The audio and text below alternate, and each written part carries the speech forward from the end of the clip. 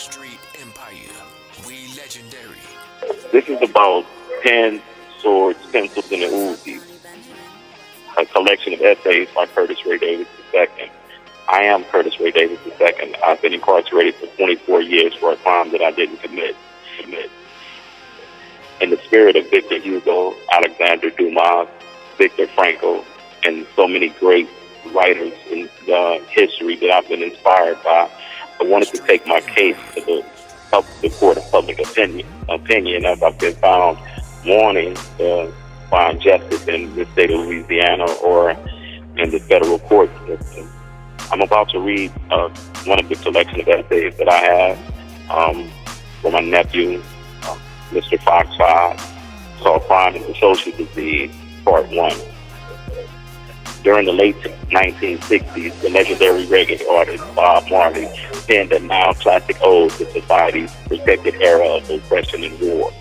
He titled the song "So Much Trouble in the World" and painted a picture of what happens when a legal system is used as a weapon instead of the justice apparatus that is its true purpose. He performed with fire and zeal and makes one feel the spiritual connections with those forgotten men, women, and children living outside the margins of society. Rhythm imparting a deep understanding of life up and down. The vibration of the drum feeding insight to politically bound. His words serve as an indictment to rulers of the people, those few responsible for such widespread suffering. Lyrics that offer the message behind the masses. Oh, so much trouble in the world. 39 years later, indeed, much has changed. The Soviet Union has dissolved. Apartheid in South Africa has ended. And Nelson Mandela is dead. All around the world, wonderful new technologies have improved the quality of life for millions of people. Nevertheless, I need to remind you about the old saying: the more things change, the more they remain the same. And there is still so much trouble in the world. Right here in the United States, which is probably the richest, most technologically advanced society in the history of mankind, there is still massive concentration of third world level poverty. In cities and towns that stretching from the Appalachian Mountains to New Orleans, U.S. citizens are depressed, poor, and barely making ends meet. What's up, Johnny Benjamin? More than a decade after the Soviet Union released its iron hold on the title of the world's largest incarcerator, the United States is locking away more citizens than every country in Europe combined. According to the Pew Charitable Trust, the national prison population has nearly tripled in the 20-year period between 1987 and 2007. There are currently 2.3 million people living behind bars in the land of the free. That is 1 in every 100 adults in the state of Louisiana, the number 1 in 32, and that leads the entire planet. The United States Justice Department data shows that 1 in 106 white males are incarcerated across the nation. It's an extremely suspicious statistic viewed in contrast to the 1 in 9 blacks locked away. However, no statistic can rival Louisiana's record. Down here in the booth, 1 in 4 black males ages 18 to 34 live behind bars. So much trouble. Citizen Project, a Washington, D.C. think tank, looked at the numbers from a different perspective and found that the incarceration rate spikes in this country is 412 per 100,000. The rate for blacks is a staggering 2,290 per 100,000. Oh, so much trouble. It is a reasonable proposition that thinking, responsible adults be held accountable for acts. Punishment be administered for correct behavior, facilitating a just and peaceful society. However, we cannot disregard the fact that decades, racial prejudice and the criminal justice system work hand in hand. Major injustices have occurred as a result. There are still very powerful people who argue that young black males are genetically prone to criminal behavior. Male curve debate. Viewing America's incarceration binge as a final solution to the nation's Negro problem. It can be compared to the old Ismail mentality on steroids, when attitudes are they beliefs and beliefs are subsequently codified into law. Look at the trouble we're in.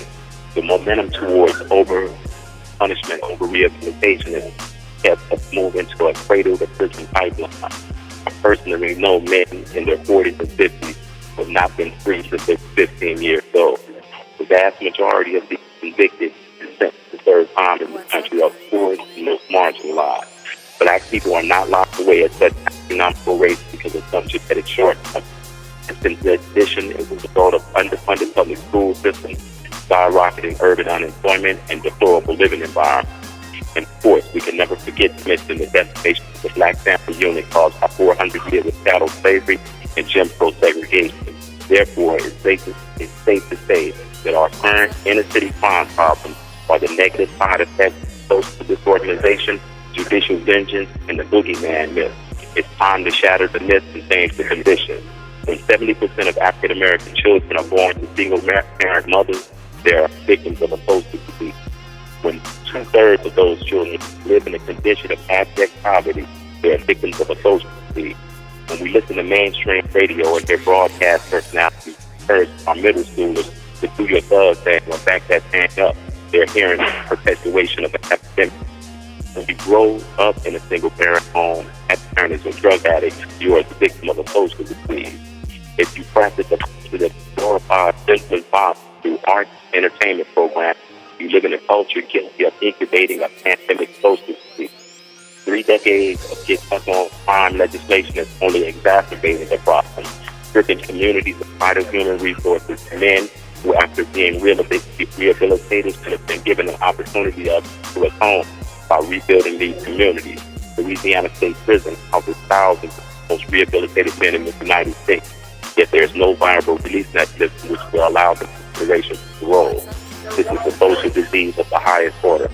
This collection of essays, 10 stories, pencils, and oozes, is an introduction to our world, to your world.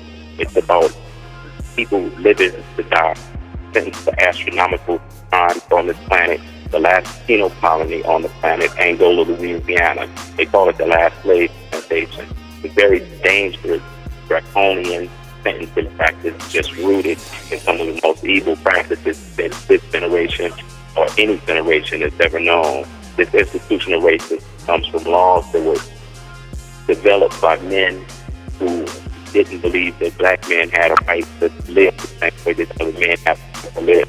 So the current legislators may not feel that way. The same laws apply that were put down at the Jim Crow time. So we need a change of those actual laws to root those groups that continue to discriminate after those wicked men have long passed and died. So next time, Curtis Ray Davis is second.